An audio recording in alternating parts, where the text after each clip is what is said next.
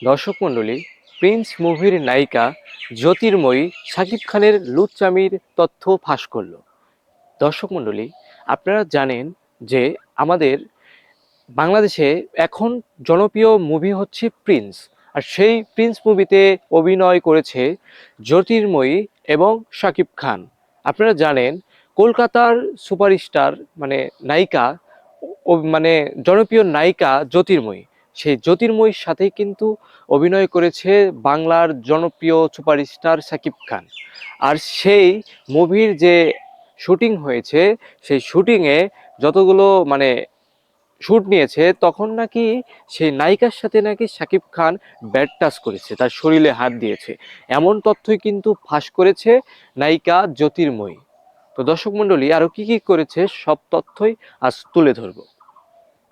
প্রিয় দর্শক মণ্ডলী, জ্যোতির্ময়ী একটা ভিডিওতে প্রকাশ করেছে যে তার সাথে নাকি শাকিব খান খারাপ আচরণ করেছে। সেই আচরণটা হলো তাকে নাকি শরীরে টাচ করেছে, তার শাড়ি যাচ্ছে, তার শাড়ির নিচেও নাকি হাত দিয়েছে। এমন কথাই ফাঁস করেছে নায়িকা জ্যোতির্ময়ী। সে বলেছে যে তাকে ব্যাড টাচ করেছে। তো প্রিয় দর্শক মণ্ডলী, আপনারা জানেন যে আমাদের বাংলার সুপারস্টার শাকিব খান কেমন ধরনের মানুষ, আপনারা সকলেই জানেন। তার কিন্তু দুটা কিন্তু স্ত্রী আছে এবং তার নামে কিন্তু অনেক ব্যাক রিপোর্ট আছে। আপনারা জানেন যে সে কেমন ধরনের মানুষ। আর বিগত সময়ে জ্যোতির্ময়ীর সাথেও কিন্তু নতুন একটা ঘটনা ঘটে গিয়েছে।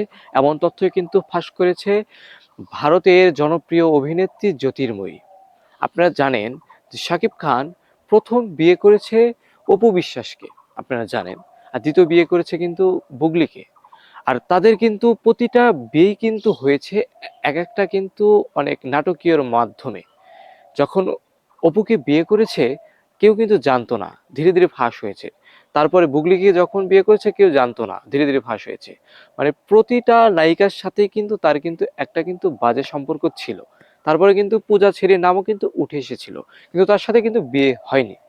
এবং আমাদের কিন্তু শাকিব খান নতুন আরেকটি মুভির শুট করলো, সেই শুটে কিন্তু খারাপ ব্যাড টাচ করেছে এমন কথাও কিন্তু উঠে এসেছে। আর সেই মুভিটা কিন্তু এখন কিন্তু নেট দুনিয়ায় কিন্তু তুমুল ভাইরাল। প্রিন্স মুভি কিন্তু এখন জনপ্রিয় হয়ে উঠেছে। কিন্তু প্রিন্স মুভি নিয়ে যারা রিয়াকশন দিয়েছে, যতগুলো কন্টেন্ট ক্রিয়েটররা রিয়াকশন দিয়েছে, রোস্টাররা রিয়াকশন দিয়েছে, সবাই কিন্তু নেগেটিভ দিকটাই কিন্তু রিয়াকশন দিয়েছে। যেমন এই প্রিন্স মুভির যে অ্যাকশন হয়েছে, সে অ্যাকশনটা নাকি কার্টুনের মতন মনে হয়েছে, এমন কথাই কিন্তু বলেছে অনেক কন্টেন্ট ক্রিয়েটর, যে এই মুভির অ্যাকশনটা বাজে হয়েছে। আর তার যে আরো মুভি ছিল, বরবাদ মুভি, তাণ্ডব মুভি, এগুলো তো কিন্তু অনেক ভালো রিয়াকশন দিয়েছে, কিন্তু এটাতে কিন্তু তারা কিন্তু রিয়াকশন একদম বাজে দিয়েছে। রেটিং এর 10-এ অনেকে 4 দিচ্ছে, 5 দিচ্ছে, এমন কিন্তু হয়েছে। সিয়ামের অভিনীত রাক্ষস মুভি, আমরা কিন্তু অনেকেই শুনেছি যে সিয়ামের অভিনীত রাক্ষস মুভি। আর এই রাক্ষস মুভিতেও কিন্তু অনেক কিন্তু বাজে একটা কাজ হয়ে গেছে, সেই কথা কিন্তু ফাঁস করেছে সিয়ামের স্ত্রী। তো আপনারা জানেন যে সিয়াম বিগত সময়ে একটা ছবি রিলিজ হয়েছে, সেটার নাম হচ্ছে রাক্ষস। এই রাক্ষস নিয়ে কিন্তু অনেকের জল্পনা কল্পনা। আর এই রাক্ষসে কি হয়েছে, সেই রাক্ষসে যে একটা যে থিম সঙ্গে যে অভিনয় করেছে নায়ক নায়িকা, সিয়াম আর একজন নায়িকা যে অভিনয় করেছে, এই অভিনয়ের মাধ্যমে কিন্তু অনেক অশ্লীলতাই কিন্তু বেশি ছড়িয়েছে, এমন কথাই কিন্তু তুলে ধরেছে তার সিয়ামের স্ত্রী।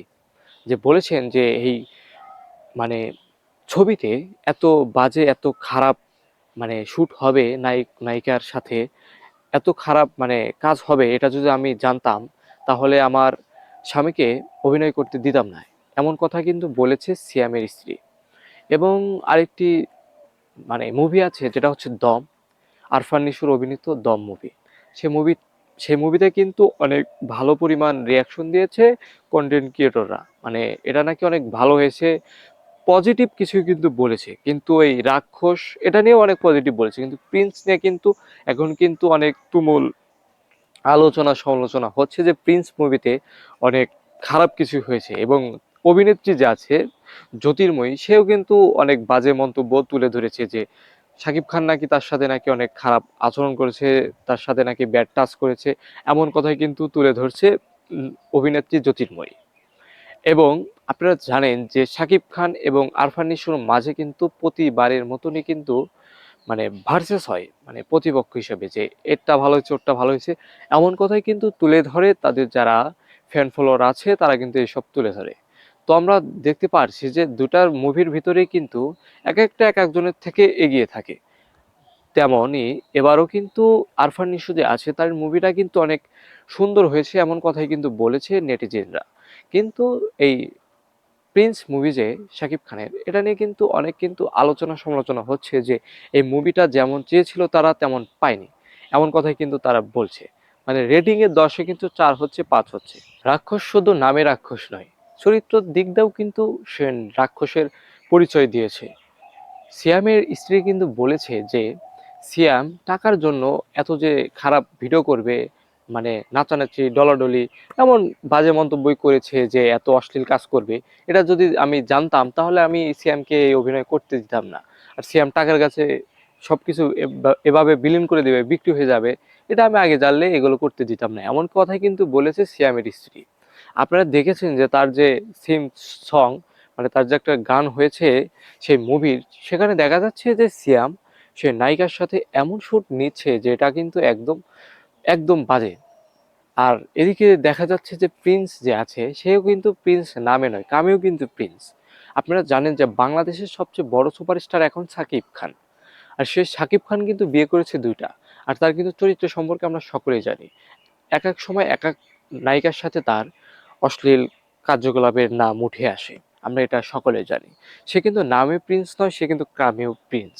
আর এদিকে দম মুভি যে আছে আরফান নিশু, সেও কিন্তু অনেক কিন্তু সাকিবের সাথে কিন্তু পাল্টাপাল্টি করে কিন্তু সে মানে মুভি করছে, মানে প্রিন্সের সাথে লড়াই করে কিন্তু দমটা কিন্তু এগোচ্ছে।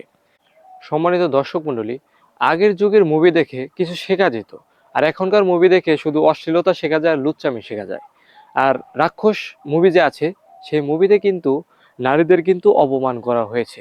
আর এক মা বোন কমেন্ট করেছে যে এই মুভিতে নাকি মেয়েদের নিয়ে নাকি অপমান করা হয়েছে, এমন কথাই কিন্তু বলেছে।